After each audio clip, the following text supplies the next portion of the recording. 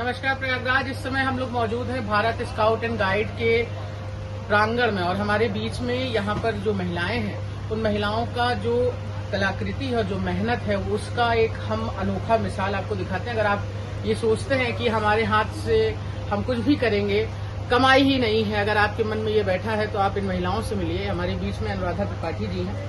ये जो गणेश जी की मूर्ति है, ये क्या इसकी खासियत क्या है, ये किससे बनी हुई है? इसकी सबसे बड़ी खासियत ये है कि ये गोमय उत्पाद के द्वारा यानी कि गोबर के द्वारा निर्मित है। और ये गणपति बप्पा हमारे जो है ये इसमें जो हमने गोबर मिलाया, उसमें गंगा जल, तिल का तेल, उसका प्रयोग करते हुए हम लोगों ने इस मूर्ति को बनाया है। और अपने हाथ से जो ये वस्त्र प्रभु ने पहने हैं, ये वस्त्र भी अपने हाथ से बड़ा अनोखा दिख रहा है, क्योंकि ये मतलब एक कहते हैं ना कि गोबर का जो कलर होता है वो नहीं जाता, लेकिन आप लोगों को क्या मेहनत लगी, कितनी मेहनत लगी इसको कलर देने में? इसको हम लोगों को मेहनत तो जरूर लगी है, लेकिन इसको जिस टाइम हम लोगों ने कलर किया, पहले इनका बेस बनाया गया है, व्हाइट कलर से पहले पूरा बेस बनाया गया, तब इन पर कलर चढ़ाया गया है।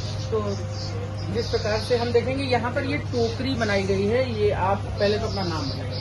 मैं बताती। ये टोकरी है, इसमें जो ये हम देख पा रहे हैं ये दिया है, और ये किस चीज का बना हुआ है? ये धूपबत्ती गाय के गोबर से ही बनाई गई। गाय के गोबर से बनाई गई है। और ये गौरी गणेश है, ये किस चीज से बनी? ये भी गाय के गोबर से ही है। तो ये पूरा सामान जो आपने निर्मित किया, ये पूरा गाय के गोबर से, कितनी मेहनत लगी और क्या क्या लगा कि मतलब क्या सोच क्या थी कि इसके पीछे हम क्या चाहते हैं?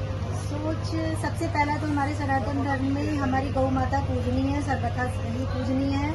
और उन्हीं में लोग कहते हैं कि कितने कोटि देवी देवताओं का वास होता है। तो जब गौ माता हमारी पूजनीय है और हमारे गोबर से शुरुआत से ही देखा गया है कि गाय के गोबर से लोग पहले पूजा स्थल को लीपते थे, स्वच्छता ले आते थे और तब जाके वहाँ पर पूजन वगैरह किया करते थे। बस वहीं से प्रेरणा मिली और धीरे धीरे करके गाय के गोबर से सबसे पहले हम लोगों ने गौरी गणेश बनाया था। शुरुआत यहीं से की थी, गौरी गणेश से, और धीरे धीरे करके दीपक बनाना शुरू किया। और दीपक बनाने का जो सबसे अहम उद्देश्य था वो माँ गंगा में दीपदान का था कि हम लोगों ने सबसे पहले दीपदान किया था और उसमें एक रिजल्ट ये पाया था कि जो वहाँ पे दोना पत्तल में दिए करके मिट्टी के लोग देते हैं, दीपदान करते हैं, तो कहीं न कहीं माँ गंगा के घाटों पे गंदगी दिखती है। लेकिन अगर हम गोबर के दियों को दीपदान करते हैं तो वो ऑटोमेटिक वो हल्के होने की वजह से तैरते हैं। तो उसमें कई सारी चीजें एक साथ हमारी सॉल्व हो रही थी। पहला तो पूजनीय है, दूसरा पर्यावरण मित्र है, इको फ्रेंडली है पूरी तरीके से। अगर ये पानी में जाके माँ गंगा जल में ये घुलता है जा करके तो ये घाटों को गंदगी नहीं देता, हार्मफुल नहीं है और मछलियों का चारा बन जाता है। ये आप अपने हाथ में ये ली हुई हैं, ऐसे आमतौर पर हवन की जो लकड़ियाँ होती हैं वो इस्तेमाल होती है, ये किस चीज की बनी है? ये गाय के गोबर से बनी हुई है, जिसे हम लोगों ने हवन के लिए बनाया है, जिससे हमारे जो पेड़ कटते थे वो पेड़ कटने बने। ये दिए भी गोबर से? जी हाँ, ये दिए भी हमने गाय के गोबर से और गंगा जल से बनाया। नाम बताइए। सुषमा तिवारी।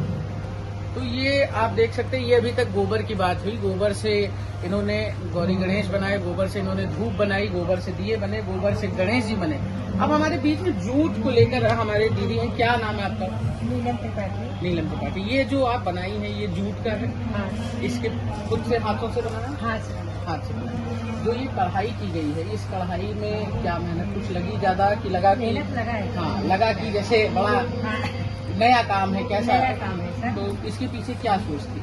इसके पीछे सोची सर की जो पाली तेल था वो जब इधर उधर ले जाते थे लोग फेंक देते थे, तो हम लोगों ने जूट का बैग का प्रयोग किया है, क्योंकि जो पॉलीथीन जा रहा था उसको गाय खाते थे और कोई भी हो जाता था, जगह जगह गंदगी फैलती थी। इसलिए हम लोगों ने सोचा था कि जूट का बैग का हम लोग इस्तेमाल करें और संख्या के लिए जो है और प्रदूषण से जो है मुक्ति पाए लोग।